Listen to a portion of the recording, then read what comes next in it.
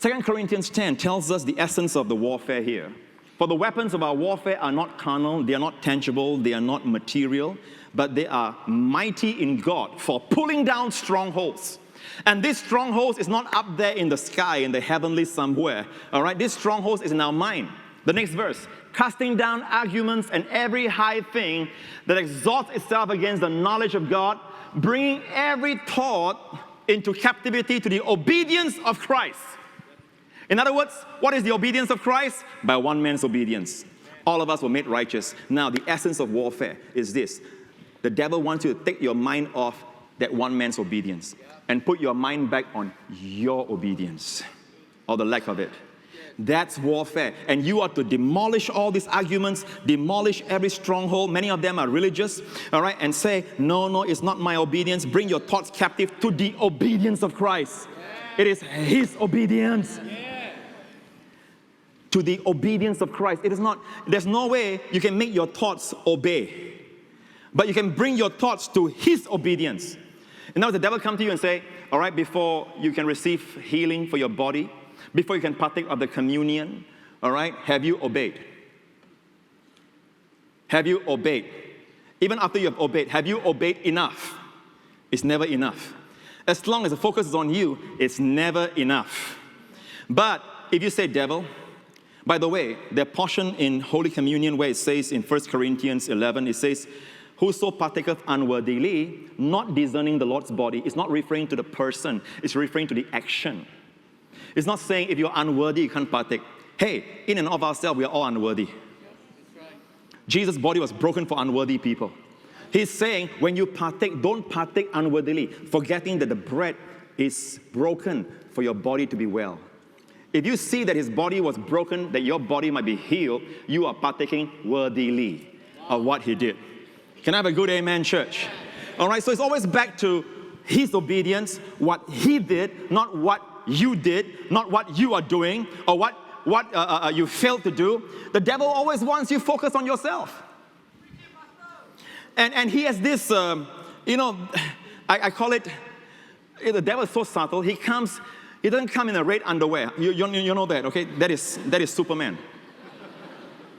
The red underwear is a different guy, okay?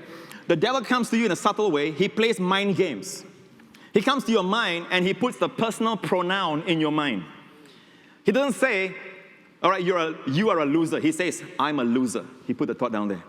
Then you have the thought, I'm a loser. I always have the bad breaks. I'm useless. I'm hopeless. I'm unlucky. I know we don't say that word in church, but a lot of people out there are. All right? Even people in church. But church, do not receive that, as your thoughts. Like, sometimes you hear profanities, even during praise and worship. Don't put up your hands. You can hear profanities and blasphemous thoughts even coming to your mind. Don't take responsibility for it. Keep on worshiping. Many people, when they hear those thoughts in their mind, they put their hands down. The devil got you. He didn't want you to worship, so he shot the thoughts in your mind. Now, it can come from the devil, many times it does, or it can come from your flesh. Your flesh has been crucified. It's dead. Okay, but you can still hear the flesh, all right, like the ringing of the bell of a church, for example.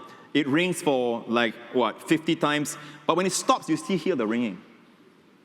The flesh is crucified, but the lifestyle of it is still there.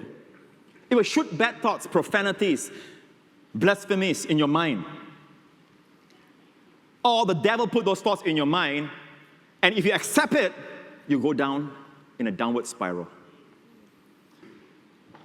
Church, I'm here to announce to you the good news. You're not righteous by your performance. You are righteous by what Jesus has done. And obedience to the faith is not this legalistic obedience of the law, all right, that many people are trying to bring back. Obedience to the faith means right believing. To the faith. Believe right, and you will live right. Believe right, and you will live right. We have had an abundance of sermons on right living, character, right living. And you know what? There's very little right living. Not because people are bad. It's because they do not know what else to do, because their belief system has not been changed. the righteous shall live by faith. You can say it like this: the righteous shall live by right believing. When you have right believing, you release the power of God. When you believe the gospel, the true gospel, when you have right believing, you will have right living. Are you listening? You have right results. It'll be effortless. Amen.